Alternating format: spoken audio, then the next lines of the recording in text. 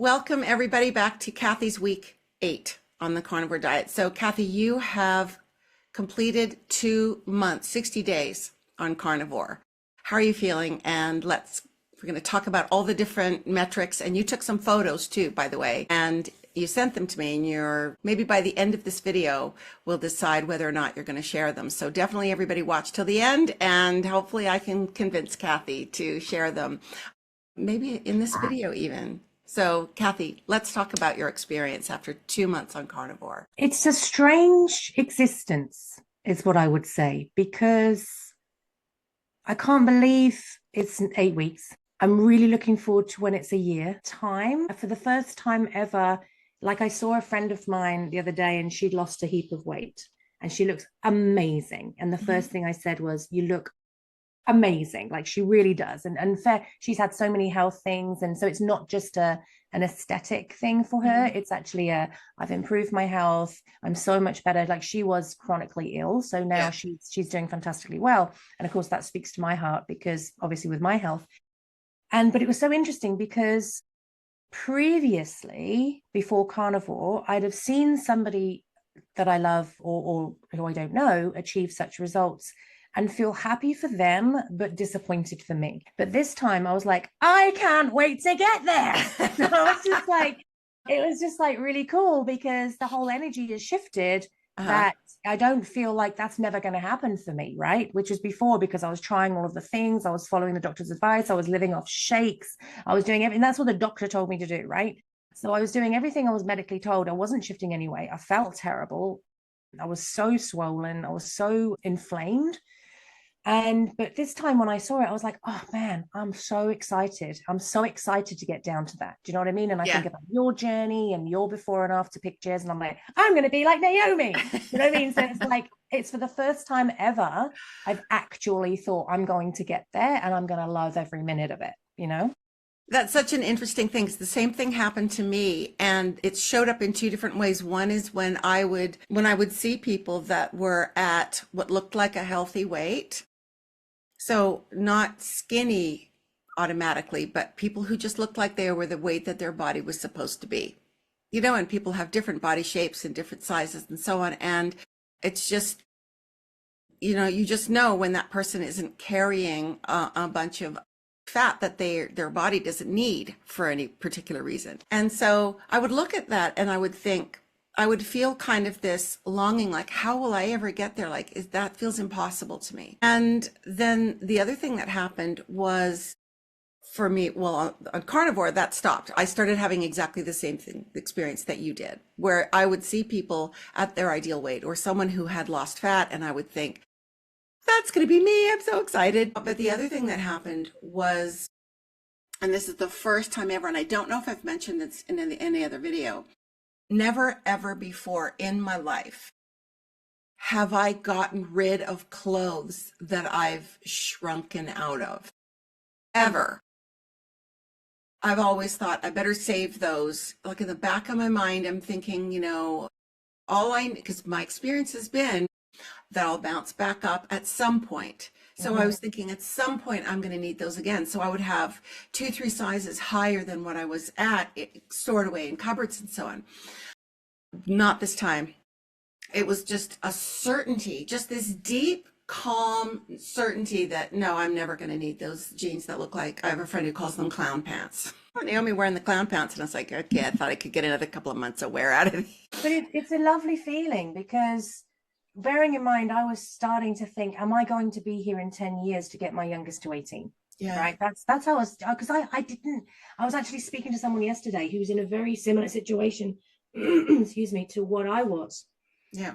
with her health. And I went, look, do you mind me just sharing my journey with you? And I said, Mm. it doesn't mean it's the right journey for you because everyone's different. I totally respect that. But I wanted her to understand that I understood where she was right now. I just said, I thought I was having a heart attack. I was like, am I going to be here in 10 years time? Am I going to be here in 5 years time? Because I couldn't find anything to work for me. And so that's been kind of cool to look back and think in 8 weeks, like in one respect, I can't believe I've stuck to it for 8 weeks. When I say stuck to it, that implies effort, right? I haven't had any effort in there.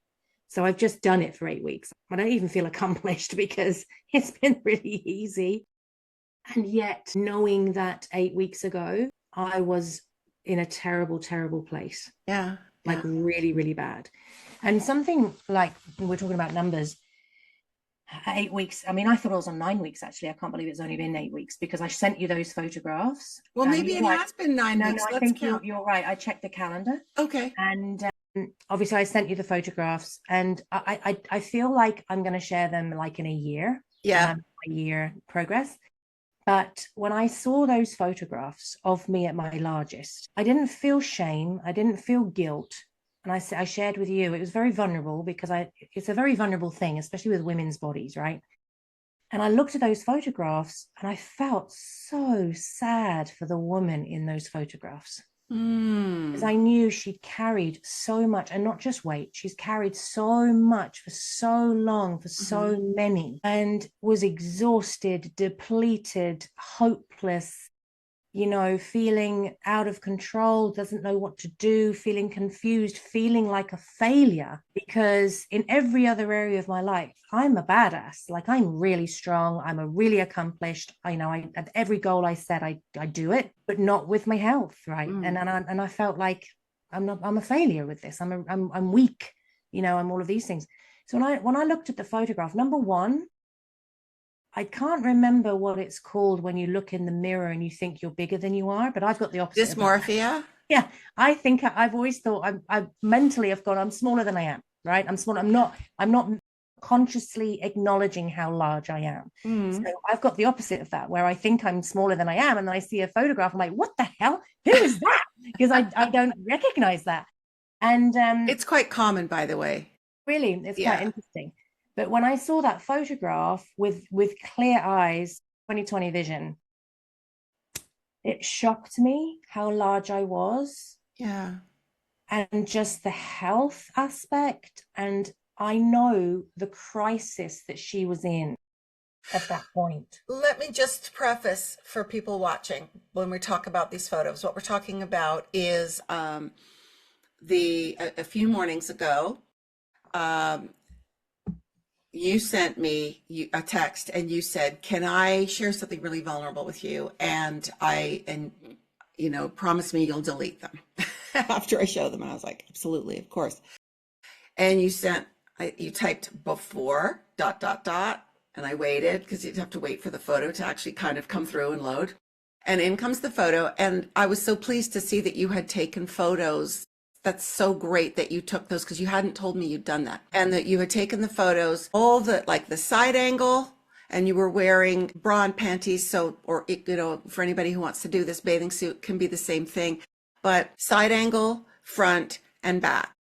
And then you said, and after, and then, no, then you said, and now. And you sent the photo of the same thing, same exact angles. I think you were even wearing the same clothes. And it was really great because the angles were identical.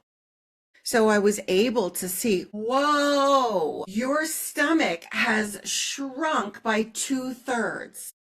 And then you sent a text which really surprised me, which was, I thought there would be more of a difference or something like that. I feel like there's more. And I was like, and you said, is there a difference? And so what I did, and at some point you'll share this most likely, but no pressure. I took the editing feature on in iPhotos and I drew a line with my finger from the top of the waistband of your panties up to the bottom of your bra. So basically like straight line, which shows how much stomach there was. And then I did it with the second picture. Now, did that help you to see what I was seeing? Yeah, and I think it's an interesting point because when you're on the journey, you see your body every day. Yeah. Well, I do anyway. And you're looking at the next bit of progress. You're looking at what's next. You're looking at how, and I sort of pull my tummy in a way that it looks flat. So I'm like, I'm nearly there, sort of thing, and all that sort of thing. And you're looking at the next bit of progress, the next bit of progress, the next bit of progress. And I mean, I would consider myself obviously still larger than my frame. I've stopped saying weight, and I'll come to that in a minute. But you're sort of looking at, oh, I wonder when I'm going to look like this, and I wonder when I'm going to look like that, and I hope this is making progress, and da da da da da. And so I was pleased that I've done the photographs, because I mean, the first one, especially the front on, like my belly button's very low. And then the second one, my belly button's come up again. It's like it's finding its way back to where it should be. And I feel that I was really, really pleased that I'd done it, because it is a vulnerable thing to do. Like when you're at a size that you know is not ideal, you know, you do feel in that moment, you feel shame about it, possibly. I certainly did. Like I just try to put it aside and be positive and just get on with my life. But it was a real issue for me. And it's an issue that's dissolving now in all ways. But yeah, I'm so glad I did, because I don't think I measured myself properly, so that doesn't really count for me. And you know, I don't weigh myself anymore. So what's really interesting is I was speaking to somebody the other day, one of my loved ones, and they said, and how much weight have you lost? And I went, I don't care. And it's the first time in my life I don't care. I don't care the measurement of weight. I don't care the measurement around my stomach. I care what I look like, how I feel, and what my clothes are doing.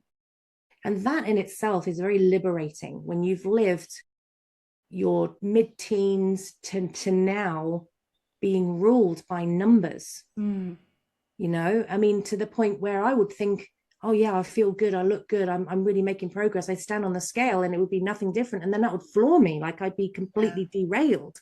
And now I've got absolutely no interest in what the scale said, because we've discussed before, muscle weighs heavier than weight, and so all that sort of thing.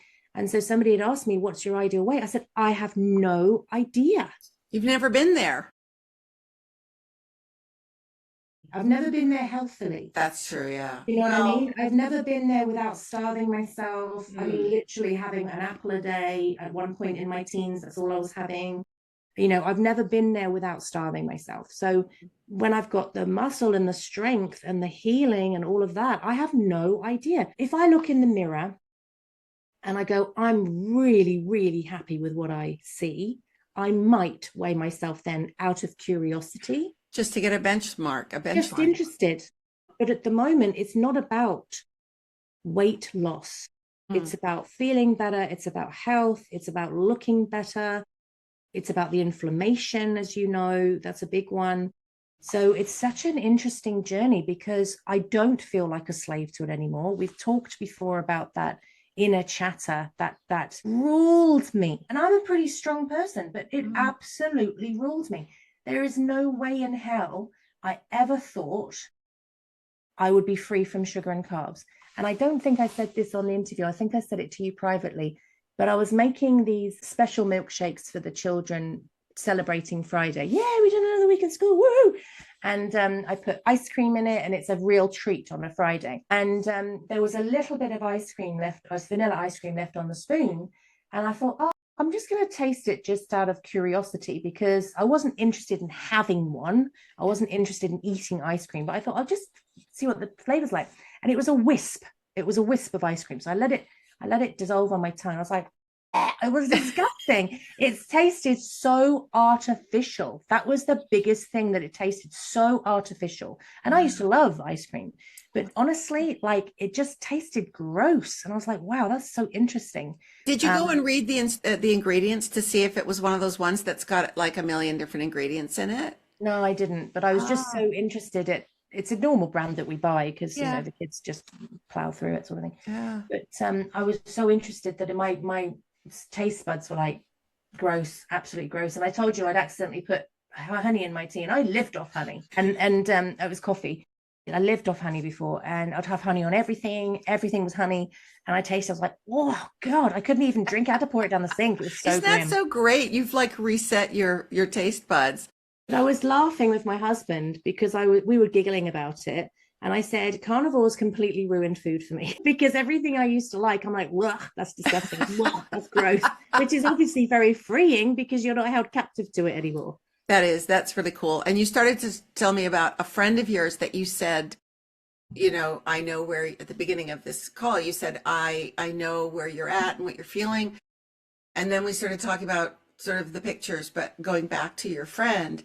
What did you talk about carnivore with this person? I did, but very carefully. So Yeah, I don't believe in sort of forcing a way, yeah, a pathway on anybody else. Like yeah. it's got to be your own choice. You've got to be ready to take that decision, you know. So I was very carefully, I was more communicating my health crisis to her because I Yeah. wanted her to know she's not alone. You don't need to be quiet about this. It's okay to share it. You don't need to have any shame around it. Like, and 8 weeks ago, I was on my knees and I Yeah. very vulnerably shared to her, and I shared the picture of my face, you know, Uh-huh. the day 1 and day 5 and the inflammation. And I said I didn't know which way to turn, and I'm a pretty educated person, but all of the advice was conflicting. And then I was like, and I'm doing what the doctor said, which is probably the worst thing that I could have done Yeah. in that position. And he was trying to help me get ready for surgery, so he Yeah. wanted me to drop weight quickly and whatever. I get it, Yeah. but just didn't work for me. And so I was more talking about really being vulnerable at my struggles, so that Yeah. I wanted to make her feel like she could talk about her struggles, because She could often relate. when we're in positions of leadership as well, it Yeah. takes a bit to be vulnerable. And then right at the end, she did ask me what I was doing, and only Okay. because she asked me, That's that's when smart. I shared it, Yeah. because I didn't want to share it unwantedly, you know. Yeah. And before, I did say, may I have permission to share my journey with you about my health, because I don't want to just start, you know, lecturing everybody. Do you know what I mean? Yeah. It's like got to be very, very sensitively done. And so at the end, she did say, what are you doing? And I said, carnivore. And she said, oh, a couple of my friends are doing that actually. And I said, well, I never thought I would in a million years. I was vegetarian for 10 years. Yeah. You know, I never thought I would. And I said, but I have to say, for me, the benefits have been amazing. Like, I'm really excited. I'm really fun. It's a great. I'm looking forward to that year benchmark. I really want to show that first picture, and then I'll be in a swimsuit and I'll be all, you know. But and yeah, that's the bonus. But really, for me, it's the longevity of good health and Yeah. strength, and something that happened last week. And partly because my car had broken down, and I'm just waiting for another tow now. But sorry, I think I can hear them. Hang on.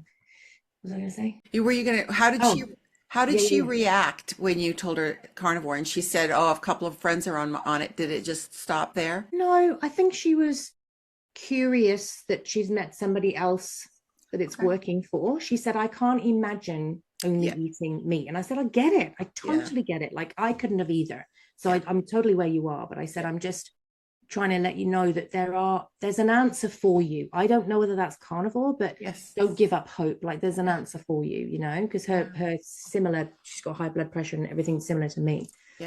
And so that was very cool. But last week, because of my car, I was walking more. One time I had to walk at midnight into town to go and get my kid from the school bus because he's coming home from Canberra, and my body really liked it. And previously, I felt a bit physically fatigued, so I wasn't doing exercise. But my body quite enjoyed the walks. And I thought, oh, this is a nice turning point, because I do enjoy going for a walk. But as I said previously, my body was fatigued, so it was a nice breakthrough for me that my body is enjoying the exercise, and just gentle. I was really pacing it down at midnight because it was really dark, and I was like, this is a bit spooky. And then I had to wheel his case all the way back, and we live like at the top of a hill, so it was like really big, good cardio in the middle of the night. The Yeah. dog was thrilled to be going out.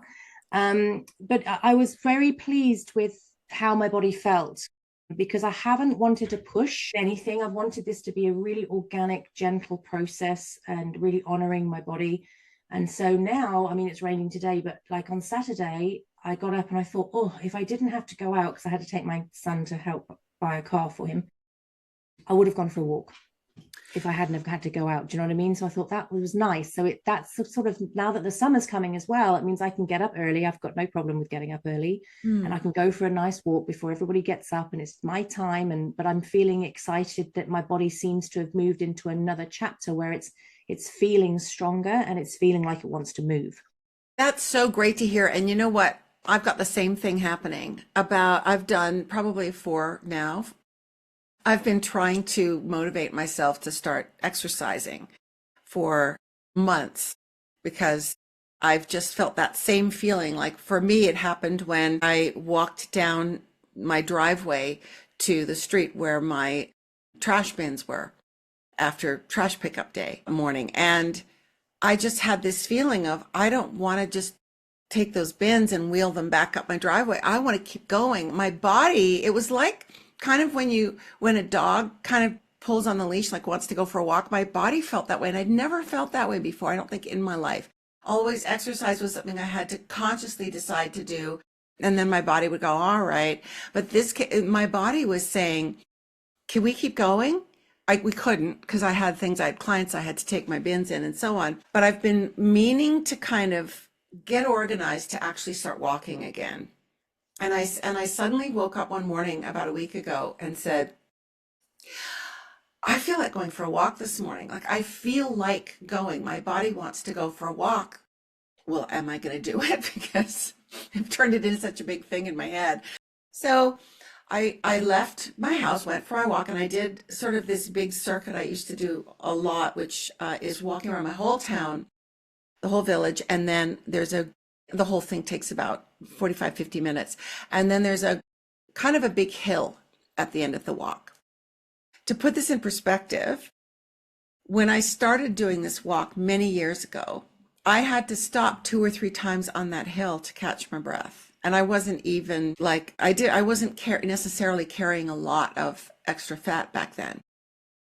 This was just that hill, kind of my lack of being in shape. And then gradually, as I got better and better shape by doing it, I would be really proud of myself that I could get all the way up that hill without stopping at any point to just kind of take a break for a minute or two and catch my breath. Well, I expected that I would have to, because I've been sitting on my butt on my computer doing workshops and clients and videos and things, not getting any exercise. I thought, my muscles are going to be in not the greatest shape at all. I'll probably be back to that square one experience of having to stop 2 or 3 times on the hill on the way up. Did not stop once.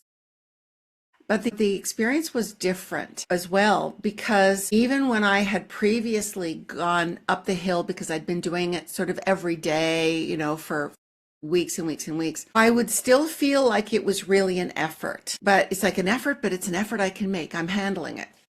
This was a whole different experience. It was like suddenly having, I don't know whether like 4-wheel drive or something, because I was able to go up the hill. My heart was beating, but I wasn't huffing and puffing. So it's like my heart was more efficiently just doing, oh, we're going to pump harder now and pump blood through the extremities.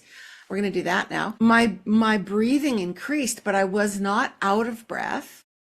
But another thing happened, that I didn't feel that sense of fatigue, of just pushing myself. I just felt like it was like I had switched into 4-wheel drive mode, and it was just like, here we go, going up the hill. Or if you're riding a bike and you switch into a much lower gear to be able to make it up a hill. Is it a lower gear or a higher gear? Lower. Lower gear, yeah, where you get more power for your revs. So that's really interesting. And I feel like I connected with my old self walking up that hill and thinking about my inflamed, carb burdened self. And I get why athletes now that are doing carnivore talk about their stamina and their resilience just being at a much better level than it ever was before, no matter what kind of biohacking they did. So it's exciting. And I've gone and I've walked now. This morning I did a walk. And it was a bit of a tight squeeze time wise. And I thought my body, it's like when I had dogs, you had to walk the dog. It's not like, oh, I don't have really enough time. No, you make time because you have this responsibility to these animals. Well, I feel that way about my body now. My body is saying, no, you make time. I want to walk. My body is saying I want to walk. It's not a top-down decision of my head saying I should walk and here are all the reasons and get motivated and go. It's my body going, there's the shoes. Check the weather, see if you need to bring something for rain, because we're going for a walk. But also just feeling encouraged by how much easier it is to move my body to make that effort and not feel wiped out in the afternoon after I've done sort of a longer walk like that. So how has the gallbladder and things been? I want to check in with you every week on that. Yeah, fine. Totally fine. And you were going to go much cleaner. a couple of weeks ago after you had that bad experience, where you weren't doing lion diet when you said cleaner, you just went be more careful about making sure there's no seed oils and additives and things I'm like that. doing mostly lion, but Yeah. like in the mornings, because I mostly, not today, I didn't, but because I was supposed to have an early meeting, which then was cancelled. So I was like, oh, I could have done it. But normally I get up and I cook the kids' breakfast. So they Yeah. have bacon and egg or sausage and egg or whatever. So they've got the really solid breakfast to go to school with. And so I'll have sausages, but I have to be careful with the sausages now, like I've told you, because otherwise I get heartburn. But I'll have a couple of sausages and scrambled egg for breakfast, and then I'll have maybe a steak for lunch. I've cooked the brisket. The brisket. Oh Let's my talk about God. the brisket. What The brisket. happened? The first time I cooked it, and I think it was overcooked because it was pretty dry. I did it in the slow cooker. I did it for overnight, and there was moisture in there, like fluid in there, but it wasn't great. And I ate a bit of it, and I was like, actually, this really doesn't taste very nice. So it might have been the cut of brisket. It might have been the brisket. We got it from a butcher we don't normally go to, which is far away from us. Was it tough at all or was it falling No, apart? it was pretty tough. I Yeah. think you hadn't cooked it enough. No, it was dry though. It was dry, even though it was in the fluid. So that one didn't work out well. So the dog was thrilled because the dog got the rest of that one. And then I thought, okay, let me try again. So I got another brisket and I put it in, and I actually timed it this time. So I put a timer on for 8 hours and I turned it off for 8 hours, and it was much, much better. And then I'd cut it and I was having it for breakfast and I was cutting it all up and then having it. And, and I did cheat a little bit because I had a smidgen of English mustard, but it was Mm. literally a smidge. I actually left most of the mustard on the plate. I was like, oh, that's interesting because before I would have eaten all of that, but this was just a little taste. And I think if I was to do it again, which I will, because I've got one in the fridge, this time at 8 hours, I think I'm going to take it out of the heat and let Yeah. it rest. And then I put it back in the fluid. So when I'd cut it all up, I put it back in and then I take out what I wanted. And so I'm just playing with How it. much fluid did you have left? So you put it in without any broth or anything. You just no oil, no nothing. Put it in. You put it in on the highest setting or the Low, lowest setting? low, low setting. Low Yeah. setting for 8 hours. And then when you pulled it out, how much fluid, like how much liquid was Yeah, there? pretty a lot, like Oh, half good. the thing. Yeah, it's pretty good. Yeah. And was the meat pretty tender, pretty fall apart? The meat was much better on this one, But was definitely. it like fall apart tender? It wasn't quite big. I liked it though because I could cut it up into bite-sized pieces. So, and actually, the second time that I heated it up, it was really good. Okay. So the Yeah. other thing you can do, and I learned this from ChatGPT because I don't know, did I talk about this with you in a video before? But what I learned because I used my Instant Pot, which doesn't have a high enough slow cooker setting. The slow cooker is great because it really allows the flavors to develop. But I had to do an extra hour on pressure because I hadn't cooked it. It was much too low of a heat. But then it said to take it out and put it in a pretty hot oven for 10 to Mm, 15 minutes, which kind of gives it this beautiful bark. I did do that. Yeah, You I did did do it, that. and Yeah, that made a difference. yeah. So I think Yeah. just playing with it is going to be good because I'm going to Yeah. get it, nail it, sort of thing. You've gotten better at the brisket. What I've done with my brisket is I portion it in these little glass containers, that storage containers that I bought online that are rated specially for freezer to oven. And so I make a portion of it, and I actually put sort of plastic wrap, saran wrap, cling wrap, whatever people call it. And I push the plastic wrap down onto, because these containers are a bit too big. If they were smaller, it would be a little bit better. I kind of did them for soup, but it's too much bulk. So they're half full. So then I push plastic wrap down onto it and push it all into the cracks to kind of get all the air to not contact the food. And then I put the lid on, freeze them. And that's not the most ideal to leave airspace on top of it, but I'll be eating it pretty quickly. And then what I do is take the lid off, peel the plastic wrap off, and stick the cold frozen container straight in the oven and do it on 120 Celsius for about 55 minutes, hour, something like that.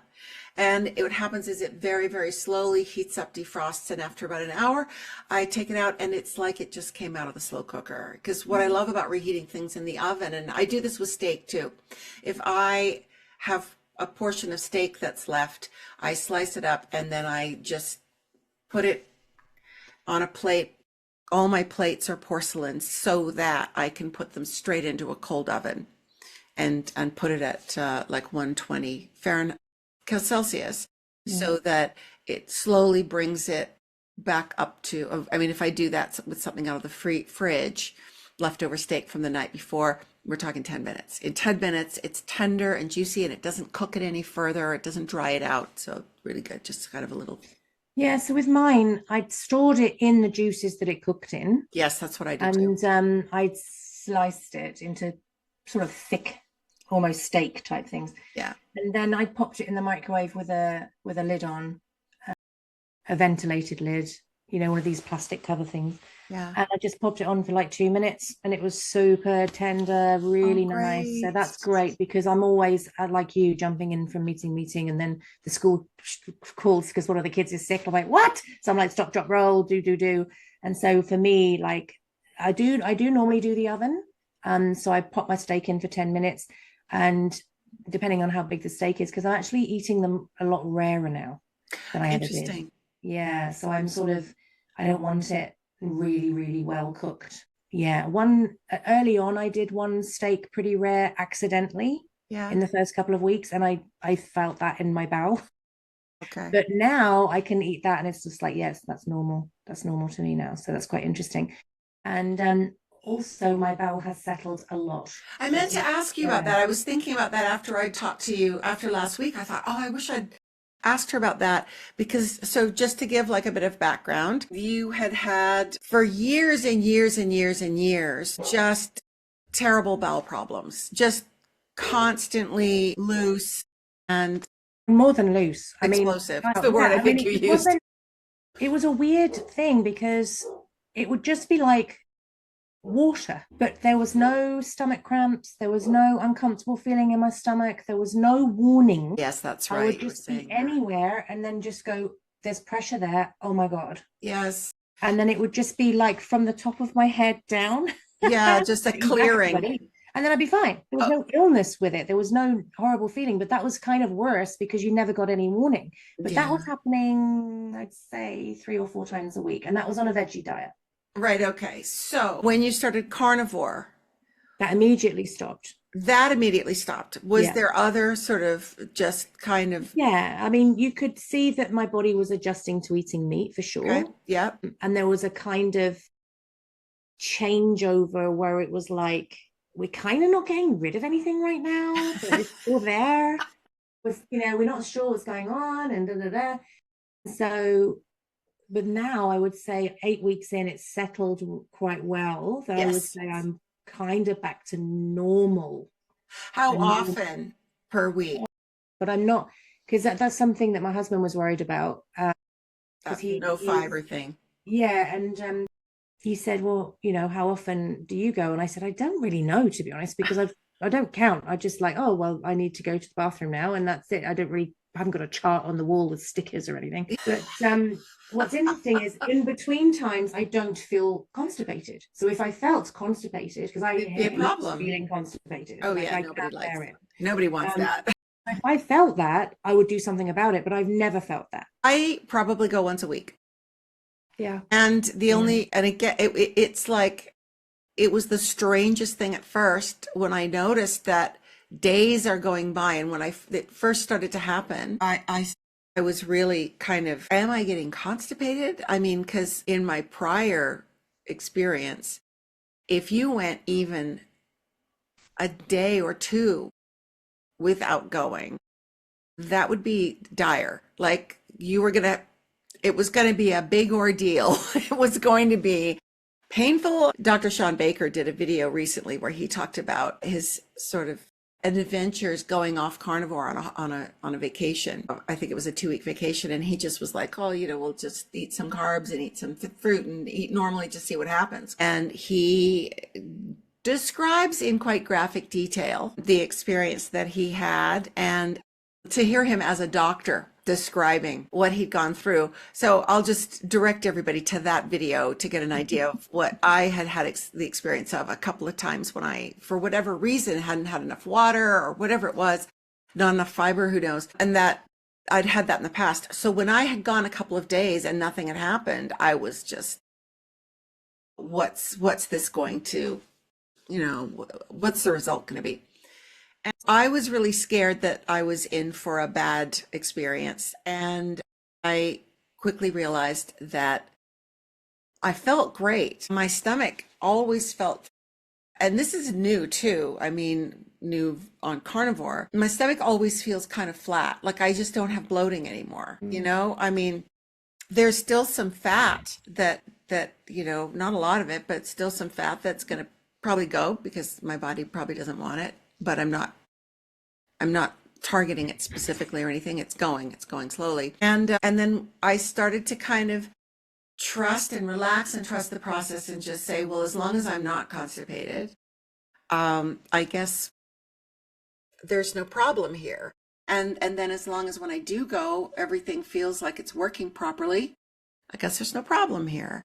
And what I found was that it's about once a week. Yeah, it's amazing because that tells me how much of the food I'm eating my body is actually using. I just think about how much waste there was before, Well, and it's also how much strain, how much wear and tear on the plumbing. Your body in general was under trying to process all of this stuff that, I mean, when you think about it, it's a lot of it out there is plastic food, like empty calories, is plastic. You can eat something and then be hungry like 10 minutes later. Yeah. And when you think about how much strain that must put on your system to process all of this alien stuff that really shouldn't be going into our bodies. And it's such a relief, I think, for our bodies when we're just like, all right, we're going to put diesel in the diesel car. Let's just put diesel in. Let's stop trying to put unleaded in. Let's stop trying to put gas in it. Let's stop trying to put, milk in. Let's just put diesel in the diesel car. How about that? And it's just like, it's so logical. But when you're locked in the addiction, and I am going to use that word. I think it's appropriate. How do you get out of it? Yeah. And like for me, as we know, because I've shared it quite openly on the other podcasts, my health was the huge catalyst for me. And I was talking about you to my friend because I said, my friend Naomi, she researches for like hundreds of hours before she does anything. She like played with it mentally for a year. And so when I went, I'm going carnivores tomorrow, she was like, no, wait. You know something? I went, just tell me, just nutshell it, because that's where I was. And I was lucky to have you that's done all of this amazing research. You were just like, do this, don't do that, don't do that, do this, da da da da da. And I was like, cool, I'm in, I'm 100% in, but that so other people are out there and they haven't got a Naomi. Well, it's funny you should say that because now that because of us doing this series and doing these weekly check-ins, there was a comment, I don't know if you saw, beautiful Sarah, who I have done a cravings tapping session with here on the channel. Anyone who wants to go and watch that video, definitely go and watch it. And she put a lovely comment below I think it was our last week video. Hi, Sarah, if you're watching this. And she said she looked forward to our chats because she said she feels like we're all friends and she has carnivore buddies now. I love that. And so it's really nice to have that sense of community and support is really important with carnivore. And I think what Sarah mentioned is that she doesn't have sort of people in her direct vicinity that are doing carnivore along with her. Yeah. So it's like, who do you talk to about it? I mean, you just watch the videos of all the people. But I was at an event. I was at a friend's birthday party, big 50th birthday, big celebration on Sunday No, it was Saturday. Was it Sunday or Saturday? Anyway, and I found then there were three carnivores there, Yeah. and we just sat right down together. And luckily there was a beautiful couple of big roasts on the spit that were being done. Really, it was I don't know if it was intentional for those people that this girl knows are carnivore, but we were definitely well taken care of. We had plenty of just lovely meat to eat at this event, but it is just so nice, and it's a joyful, supportive community. And what's lovely about it too is that talking to other people who are on the journey, going through doing carnivore, it helps because it helps you to kind of understand the different transitional parts of the experience, especially in the beginning. And so it's coaching and supportive and so on, but it's also, you feel joyful. You just feel joyful and you just want to be able to go, and I've noticed this and I've noticed that and I'm experiencing this. And it's lovely to be able to kind of share that with somebody and to hear about this one woman that I was talking to. I'm going to hopefully try to get her on the channel and do some tapping with her. Her husband went on it first because he had hypertension and he cured that. And then she went on it and she had cured things and just felt amazing. Lost a bunch of fat that she'd been trying to lose for a long time. She's been on it 3 years now. But her father-in-law, and this is what I would love her to come on the channel and talk about, her father-in-law got rid of a brain tumor. Wow. By doing carnivore. And I said, how did you convince your father-in-law to try carnivore? And she said, he respects me and respects that I thoroughly research things and he trusts me. What a lovely relationship with your father-in-law, that he trusts you enough with something like that. And so, yeah, sharing those kinds of triumphs is one of the joys of having other carnivores to talk to. And that friend of yours that you spoke to about it, who's maybe not be ready to try it yet, but I don't know, maybe the next time she sees you, because you're just keep looking healthier and healthier and dropping more and more of the unnecessary fat. Let her know if her friends are that are doing carnivore are struggling with any cravings, that I would love to work with them on the channel. And I'm going to try to get Sarah back, and she's a very busy mother of lovely little kids, and she's in a different time zone. So it's kind of going to be a lot about logistics, but I really hope that I can work it out with Sarah to come back on. Sarah, if you're watching this, she said she's going to email me and we're going to try to coordinate our schedules. So it'd be really good to do that. Makes a really good point for anybody who's watching. I think if you're watching this far along, I think this channel is for people who already are on the journey and just feel like having a chat with fellow carnivores and just like a weekly check-in. I think the people who are scared to try carnivore are watching other people other than us. That's my sense. I could be wrong, but I think the people who are scared to try carnivore are going to be watching all of the other people that I do watch, Anthony Chafee, Bella, Steak and Butter Girl, Sean Baker, Georgia Eid, Jenny Middich. I mean, there are so many that have so much information that helps. And those are all the people who I watched.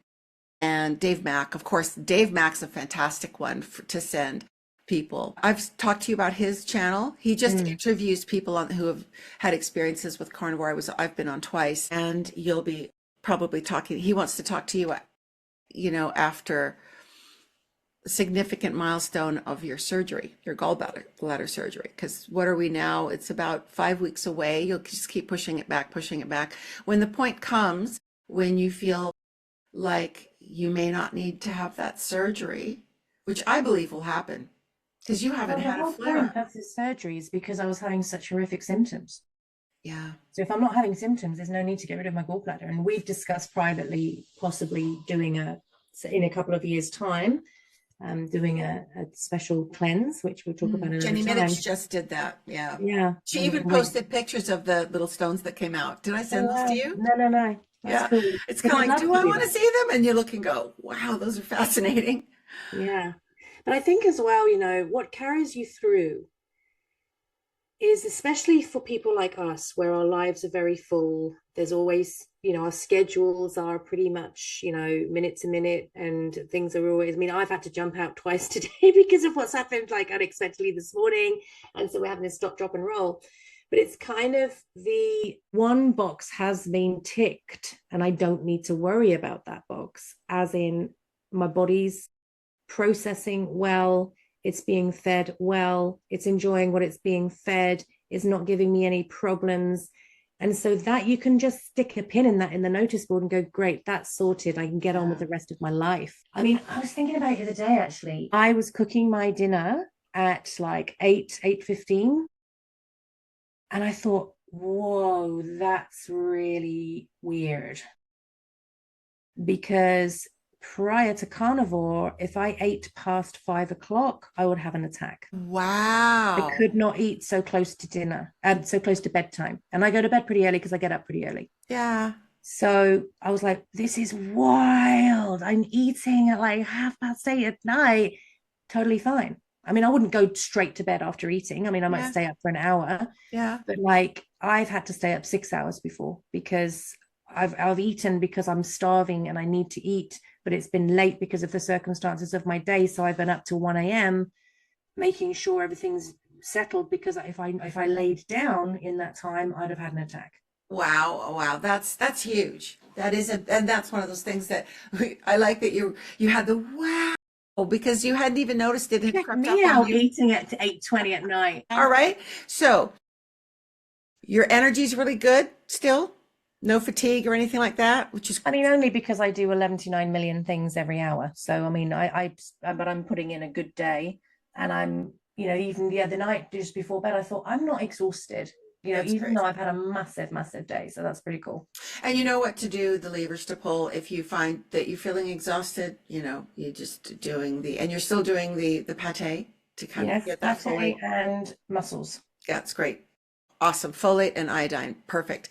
And upping the fat and upping the protein. If you do feel tired, it just means you need more protein, Yeah. more fat. Play with those two different kind of macros. And the emotions still nice and even keel. I am a bleeping rock star now. Emotion.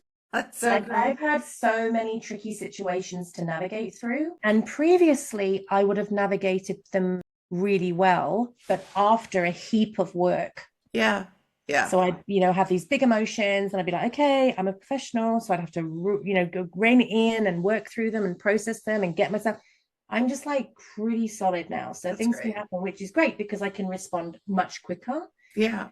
and just be really sort of calm and steady. And I suppose because my body's not in crisis, my mind's not in crisis.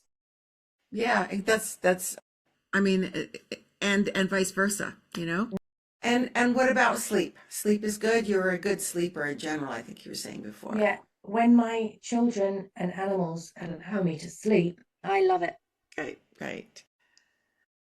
Well, thank you so much for sharing your experience this past week, and you'll let me know when we can share those pictures. Yes, when I'm on my bikini shoot, Okay. I'm feeling like, and then I'll go, okay, I can do it now because I can show the after. But I think really as well, when we do post the photographs, Yeah. I want it to be made clear to the audience who might Yeah. only be seeing that there's no shame or guilt. There's just Yes. compassion, Absolutely. absolute compassion for Yeah. that version of me. Yeah. It was so, and also, in the world, people who are heavily overweight, which I have been, they're seen as lazy or, Oh, yeah. whatever it is. Undisciplined or no Yeah, willpower and or stupidly eating the wrong like worthless. junk food instead of eating all the vegetables and grains. Yeah, and worth less, Yeah, yeah. worth less. And Yeah. I really, when we do post the photographs, that's the biggest message that I want to post is, Yeah. if you are at the stage that I was in photograph one, I want to send you so much love. and so much compassion and so much healing and so much support. You know, there is nothing wrong with you. You've been brought up in a system that has been stacked against you from the start.